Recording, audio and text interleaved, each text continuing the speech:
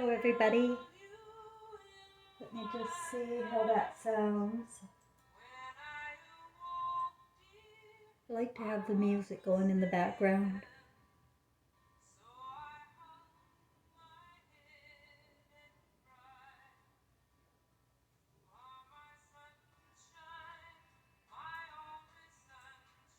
All right, so I'm not competitive, and I want to recommend somebody today. I never recommend too many people, but if you ever listen to David Icke, sorry, David, uh, because he has it. He has the consciousness that can expand your consciousness if you pay attention. Because I can't find any fault. At first I was very suspicious. I'm always suspicious, one, if it's a man, and two, if he's rich, and especially three, he looks like he comes from, the masonry kind of family to me. So I was very suspicious all along. But you know what? I haven't felt it at all that he's got any other intentions, because he's not missing anything. He's not holding information back, like about the different levels of consciousness, and how there are people here that are virtually soulless, and they're influencing us who are not soulless.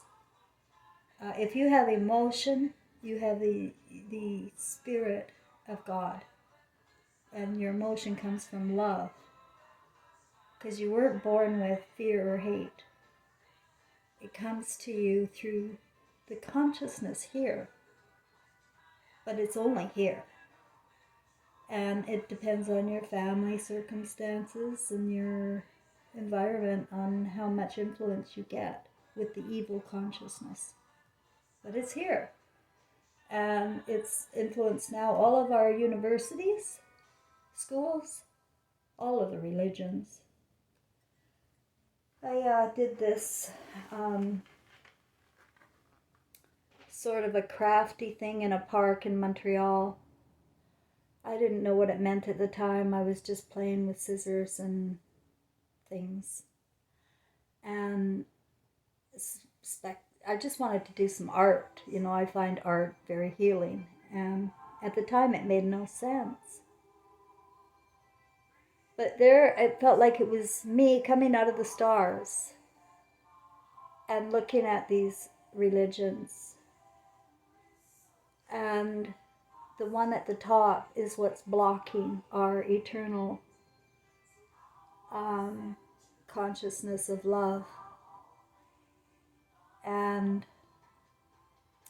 it's an eternal cycle of being reincarnated and going through the exact same things over and over again emotionally until we reconnect with our conscience, our own conscience, not the conscience of outside information, but your own imagination. Okay, I'm going to shut that off. It's not helping me today. So, just going to find, I just heard David talking about patterns, and I pulled a card and I put it on top of that little octagon sort of earth, and the card said, I can change my patterns when I change my mind about them. So that's very meaningful to me today too, that it wasn't then. You see,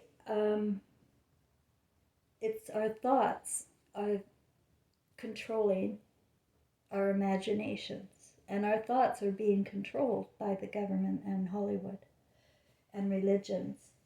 We don't have unique or independent thoughts of our own.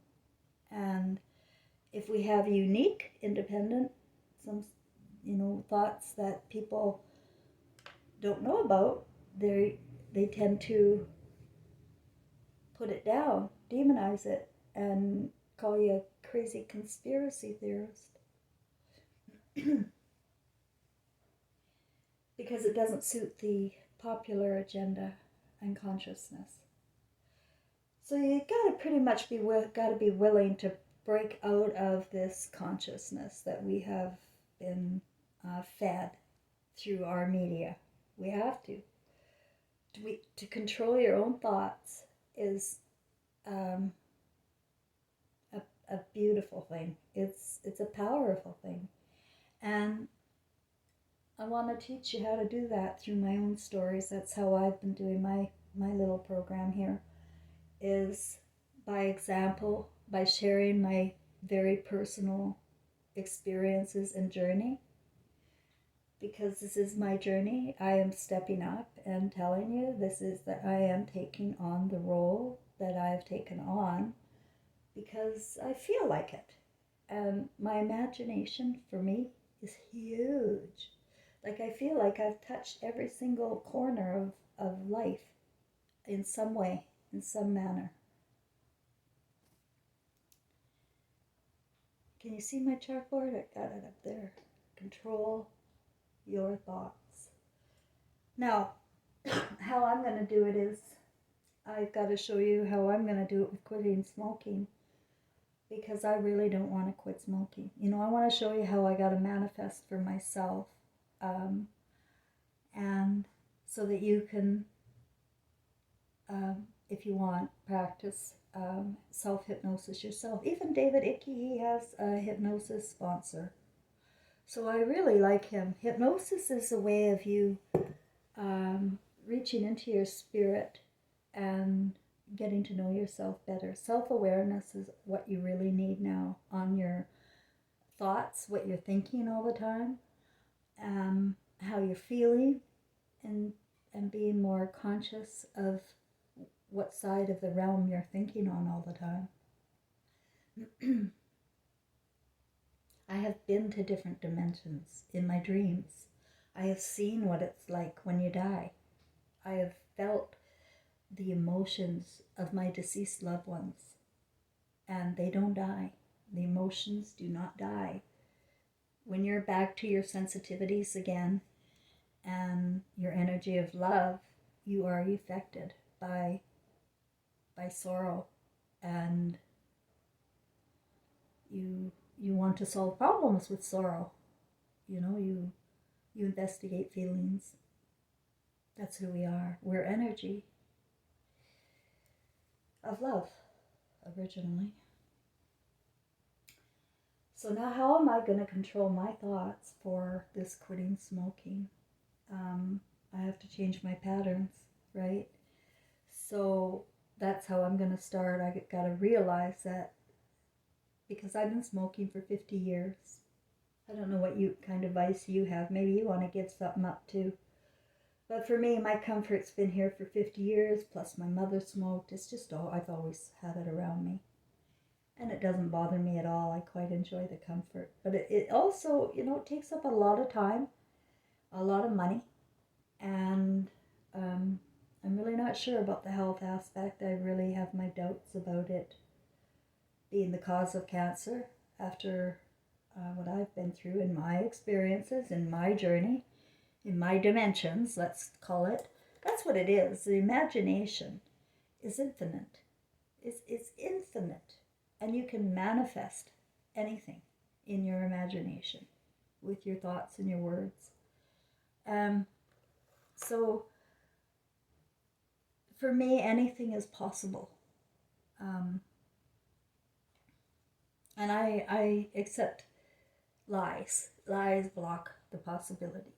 When we begin to lie about our feelings and about our intentions, when we have fears about money or perversion and we do things covertly within the public or family domain, we are making ourselves invisible to ourselves. We're becoming unrecognizable to ourselves, you know, and that's why I'm here to try and save souls from becoming unrecognizable to themselves and their soulmates and their twin flames.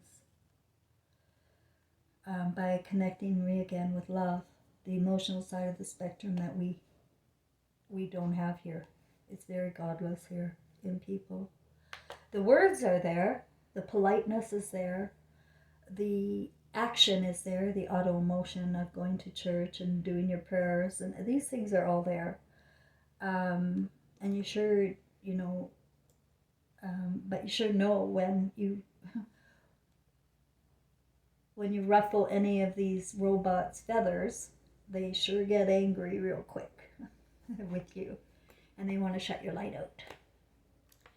Because the truth hurts. The truth of our existence is gonna really bite.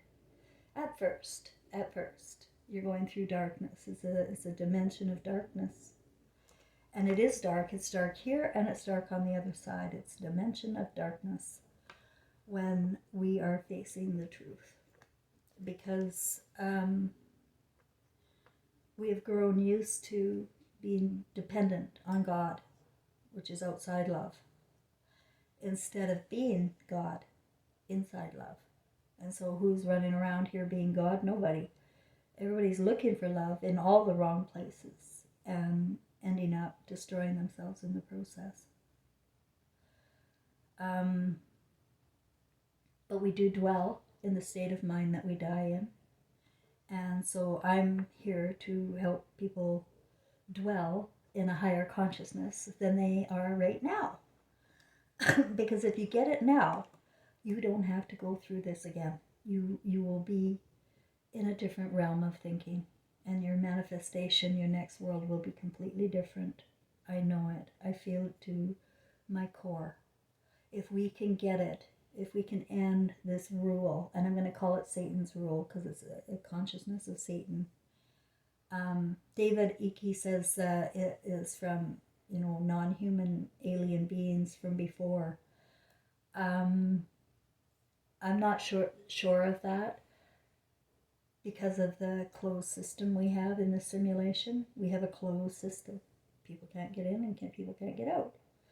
So I'm really unsure about that and the other thing is I'm not sure if they're evil demons or they are consciousness that has turned completely over their right brain, which is God, and works for evil purposes and controls the world with money and blackmail, perversion, leading people into temptation. The word alone will lead people into temptation. That gets the imagination sparking about all that power men have over women and all the black they should wear, for modesty, and let's set up this rule over here for this group. The rules and the law go against our conscience. The rules are made up for men to control or women to control. We make up rules. Everybody wants a slave. I know that. Everybody would love a slave, to work for them and with them. But that's kind of wrong and right at the same time. We have a slave. We have a soulmate. We have the other side of our brain. Each of us has one. I am pretty darn sure we cannot be born without one. And it's a person that, opposites do attract. It's a person that one would be the creator, and typically that's a woman. And one would be the builder. And they work together in harmony. And one doesn't put down the other one. Because then if the builder put down the creator, then what would the builder build but a prison? And if the creator put down the builder, maybe the builder wants to build a prison. We have to learn to work together with two genders and be above the animal kingdom, where we're not having pride parades for being immoral, and where we're not sending our children away to be raised by daycares and schools. It's harming our humanity to no end. And because the consciousness goes under as soon as they start. They lose themselves and they go unconscious to their love. They hide their feelings. You know, children are in a trance right now. Their eyes are wide and they're just looking around. They don't say much, but they know all. And they know that the TV lies, we lie, parents lie, grandparents lie, and they just don't feel safe because people aren't real. They're not telling the kids the truth about their own feelings because we've been conditioned to hide our feelings. We've been conditioned to pretend. Oh, everything's okay, Johnny boy. But Johnny boy knows better. He's intuitive at first. And then he learns to tuck away his feelings. And then he becomes a robot like everybody else. So, if our thoughts can create, then I've got to create new thoughts around my quitting smoking. And I think I have to replace it. This is what I've been thinking on my own. I'm not taking advice from anybody. I'm going to be doing this one on my own. I have to have a quit day for one, and it's going to be September 11th. A quit day really helps me prepare my mind because I have a sensitive mind and I want to prepare it for focus. In some way, I almost feel that smoking has saved me. And that doctor, that chiropractor, Dr. Artis, said something about nicotine blockers, that the smokers are surviving all of this pandemic for some reason. And he said it was because they have some nicotine blocker. And that's why they're trying to push everybody to quit smoking. Isn't that weird? But it's also another intuitive thing I had, that it was more like radiation causing these cancers than anything to do with smoking. And I know you're all brainwashed to think the opposite. It causes pancreatic cancer. It causes breast cancer. I know. But I don't believe it anymore. I don't believe any of the popular culture thoughts. That's where I go wrong, and that's why I'm not popular. It reminds me of the time that this woman, she just spread venom all over me one day when I said, you shouldn't wear sunblock, and put all these clothes all over kids and not let them have fun in the sun at the pool. I was living at this condo with a big pool and a children's pool and a hot tub. And all these grandparents would bring their grandkids there and smother them all up in the sunblock and then put clothes on them and then make them sit under an umbrella. We need our air, we need our sun, we need our water, and we need our earth to survive. And what we're doing is we're just tucking them all up and under in fear. Fear of what? Fear of what? And this lady in the social media thing just my dad died of skin cancer. How dare you? And this is what I'm dealing with, we're just going to keep doing this to the children, and I'm not going to be able to quit smoking. I can tell right now. No, I will. But do you see what I'm up against, So I have to prepare my mind and my thoughts so that I can cope. No matter what happens, I will not smoke. That's what I have to do.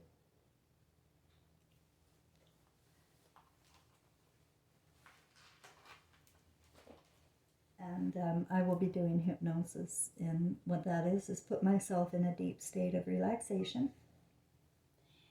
And then go into my imagination and see pictures and images of myself not smoking.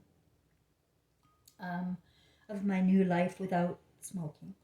So I put it in myself first and it'll manifest.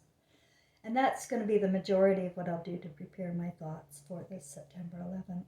And you can do the same if you want to do something good for yourself, but make sure you really want to give it up. Like, I'm at the point where I really want to give it up because I think if I do, my whole world will open up into another realm. I'm going to focus on learning other things that I've wanted to learn. One is French, and the other is piano. So I'll have time, and I want to focus on something when I give up my smoking. I will not want to be sitting around, doing my life the same way, especially the first 10 days or so. It's got to be a whole new lifestyle for me. So I think on September 11th, I'll go into Old Quebecville and go for a walk. It's a Sunday. And I'll take my video camera and show you a little bit of Old Quebecville. And I just want to change my mood and my thoughts all around it. And I want to make sure that they're happy and not afraid. Fear is going to drive me back to a cigarette. Fear and shame, all of those negative emotions will drive you back. So I've got to put it in my mind that it's impossible for me to smoke moving forward, and I will. I'll let you know how it goes. See, I am back in control of my own consciousness, and I have to stay grounded. I know David Icke, he has a way of explaining things in a compartmentalized way, and I'm not like that. So because I can see the whole picture and dot connects, like my brain is just filled with this whole consciousness thing, and it's scattered, it's scrambled a lot of the time, and I have to narrow it down and think about my thoughts and make sure it's my thoughts and not somebody else's thoughts that I'm articulating. We are all unique, and we all have a blank slate in a new imagination each lifetime, but we're trapped. And that's the name of David's book, Trapped. I'm going to get it. Or The Trap, I think. What is it called?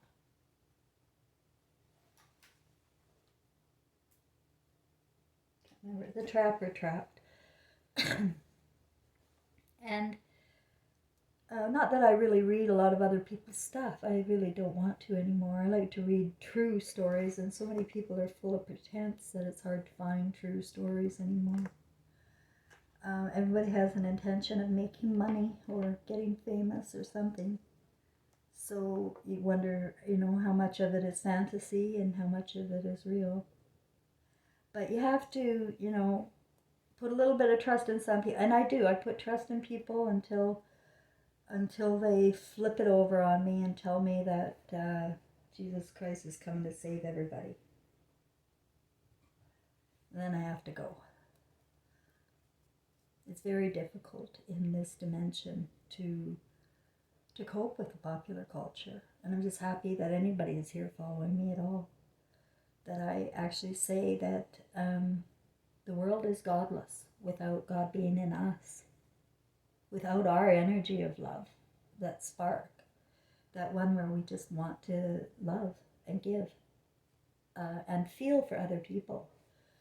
That's who we really are, truth be told, when we're not busy judging them and making them feel miserable for their bad habits or for whatever they're doing.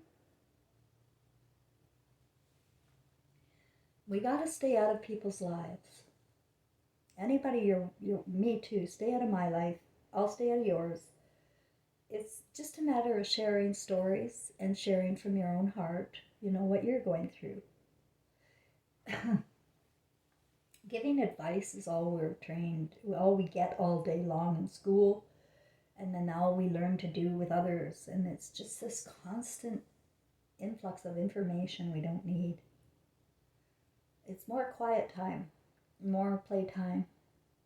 Do some cooking, do some arts, do some music that you can tolerate, and make sure that your feelings and your mood are dwelling in a consciousness that you can be really proud of.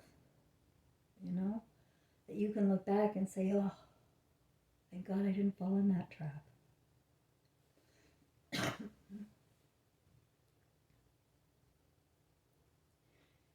Things are coming to a head very quickly. I sense that the emotional retardation of the leaders and their inability to foresee their own dreadful ends is that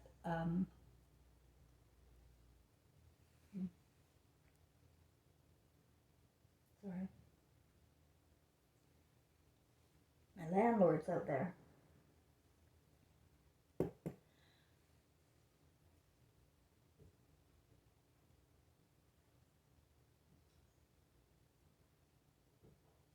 It's so easy for me to be distracted, and then I always feel so bad.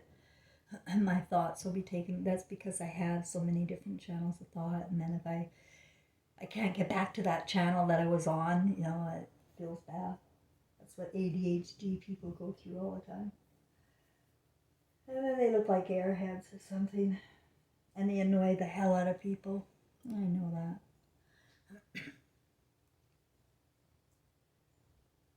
But I don't give myself a label. I try to describe it. What's happening is that the world is huge in me, and there could be so many things going on at any one time. Last night I was doing a video, and all of a sudden this guy from I don't know where, Afghanistan, because that seems to be where they're all from in this neighborhood recently. Just a guy like around 20 years old, stringy hair, shows up at my door. It was dark. It was like 9 o'clock. And I have a window at my door so I can see that it's somebody I don't know. It's after dark. And I don't even speak French, so even if I opened the door, I wouldn't be able to talk to him. So I just didn't open the door for him. I said no. And he walked away. And it was so, like, even my body reacted that last night to that, because it shook me up a little bit. Things are changing, and we really don't know what to expect because we don't know the imaginations of others. We don't know the consciousness of others. We don't know what they've been trained to think or do. For whatever reason that motivated them or motivates people to do whatever they do. We don't know. So I'm not sitting around being afraid all the time. I'm sure not afraid of death, but I'm not going to be a moron and not protect myself. So I encourage that with others too now. And especially protect your children because they're not safe without you. The imaginations have taken people to really bad places, and they're out to do anything. OCD, obsessive compulsive disorders, they can come from all sorts of different realms of thought. It could come from another past life where you're just needing to redo the same motion over and over again. But if you do have that kind of thing, I would investigate it. I would research where that comes from if you want to get rid of it. You're not going to get your answers from somebody else. You'll get your own answers.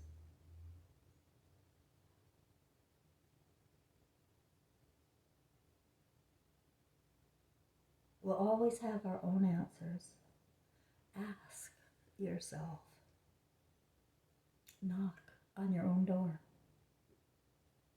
Seek and ye shall find. How about that? But that Jesus, has you all thinking outward God.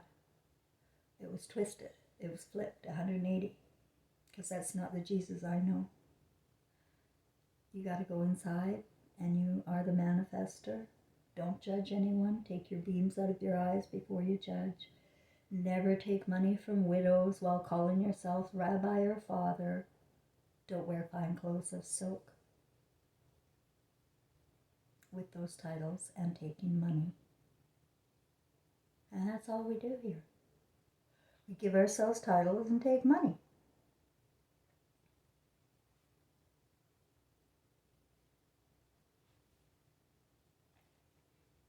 So look for the intentions of people right now. There's a lot of people selling product and wanting to stay in the popular culture, hanging on to it really for dear life, and they'll just beat the shit out of you emotionally until you agree with them or walk away. I walk away.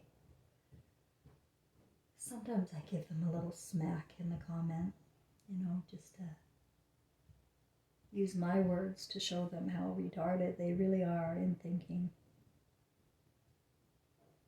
When you have a political leader that you're hanging your hat on, or a star that you will listen to everything they say, you're lost. You're really needy and dependent. And that, I'm afraid, is the majority of the people. But like David Icke said today, and I am too, he said he was optimistic that people are going to come. He said it could work like the speed of light. And I agree. That consciousness can work like the speed of light. We can lighten this place right up. That's a thing that David doesn't speak about, is emotion. And that's where I come in a lot more. Is the light is going to be the emotion. It's got to be a light emotion, like love and joy. It's got to be a quiet resolve that you're not going to be compliant to a master outside of yourself. And I don't know how you can do that when you feel powerless or you feel dependent on money. I think you really are going to have to be willing to give up everything. I told you before that this journey of mine is like I've walked through what is to come. That's the way it's been this last 6 years. I've walked through what is to come. And first it was bankruptcy, losing my house, losing my health, losing my home, homelessness. I had to pack 2 suitcases and leave nearly 60 years of my life in British Columbia and go to a strange land. What the hell is this, Twilight Zone I'm in? And then having no one to connect with and talk to other than my one concrete angel who's been by my side. And the only way I can possibly think about this journey is exactly what it is to me, on purpose, for consciousness of Christ.